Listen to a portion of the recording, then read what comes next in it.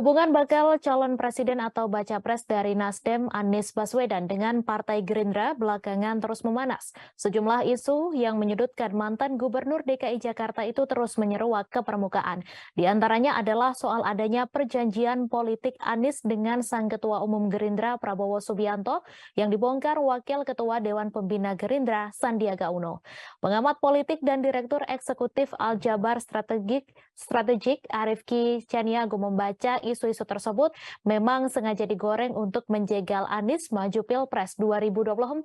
Terlebih menurutnya, pemilih Prabowo pada Pilpres 2019 lalu kini cenderung mendukung Anies Baswedan. Oleh sebab itu, isu-isu negatif yang menyudutkan Anies ini tentu menjadi keuntungan bagi Prabowo. Menurutnya, hal ini diprediksi bakal terus terjadi hingga Pilpres 2024 mendatang. Contohnya seperti pernyataan anggota Dewan Pembina Partai Gerindra, Andre Rosiade, yang menyebut Anies belum pamit ke Prabowo setelah dideklarasikan Nasdem, PKS, dan Demokrat menjadi bakal capres. Padahal selama ini Gerindra sudah mendukung penuh langkah Anies, khususnya saat Pilkada DKI 2017 silam. Ia pun menyebut strategi ini dimainkan Gerindra lantaran menilai Anies sebagai sosok yang menjadi saingan Prabowo dalam mewujudkan mimpi mantan Danjen Kopassus itu menjadi Presiden Republik Indonesia. Sebelumnya, mantan Gubernur DKI Jakarta Anies Baswedan juga telah memberikan klarifikasi terkait adanya perjanjian utang sebesar 50 miliar rupiah kepada pasangannya dalam Pilkada DKI Jakarta 2017 Sandiaga Uno.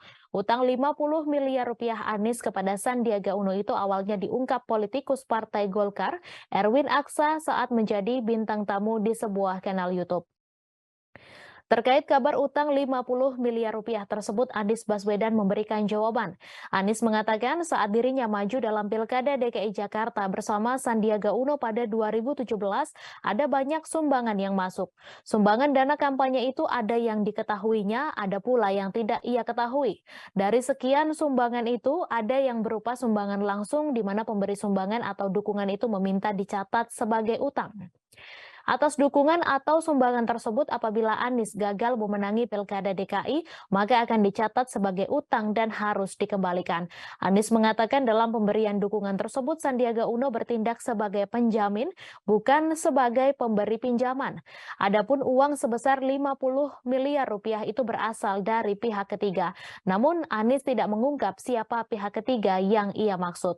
Anies mengakui perjanjian itu dilakukan secara tertulis dan ia yang menandatangani surat perjanjian tersebut. Namun dengan dirinya telah memenangi Pilkada DKI Jakarta pada 2017, utang 50 miliar rupiah itu dinyatakan lunas dan tidak perlu dibayar sesuai yang tercantum dalam perjanjian. Bakal capres dari Partai Nasdem ini justru heran dengan pihak yang mengungkapnya saat ini. Anies juga menyatakan siap memperlihatkan dokumen perjanjian itu apabila memang diperlukan.